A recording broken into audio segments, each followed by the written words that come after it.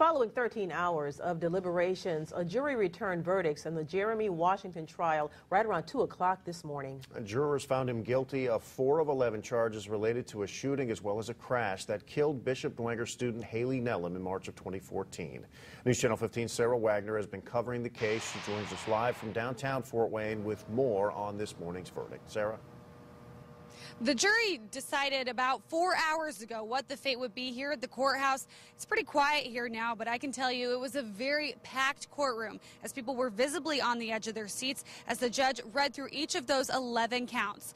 The jury determined Washington is guilty of 4 counts, including reckless homicide, causing death when operating a motor vehicle while intoxicated, causing serious bodily injury while operating a motor vehicle while intoxicated, and criminal recklessness committed while armed with a deadly weapon.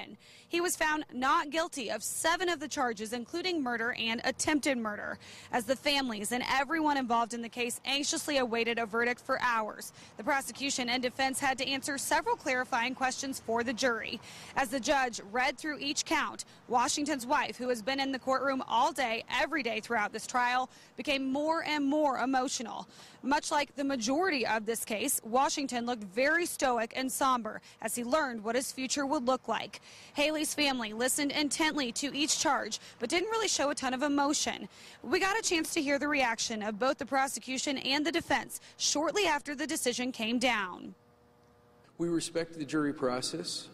We respect the efforts that this jury has gone through over the last 8 days. For our community to struggle with the death of somebody so young is very difficult. But at the same time, I mean, I don't want to get on a soapbox and say I have a job to do, but, you know, he was entitled to the best defense that we could give him, and the facts were there, and we just needed to make sure that all of the facts came out. Right after the verdict announcement, Washington got handcuffed right in the courtroom he spent much of the last week and a half in and was taken to the Allen County Jail.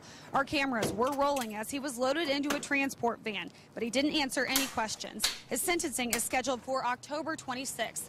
Haley's family chose to leave the courtroom right after that verdict was read and chose not to talk to media today. As you can understand, the jury is very tired after nearly 13 hours of deliberations, also chose not to go on camera, but some of them told us that they're very relieved that this trial is over. We have much more in-depth coverage of this trial for you on this story on Wayne.com. Reporting live outside the Allen County Courthouse, Sara Wagner, News Channel 15.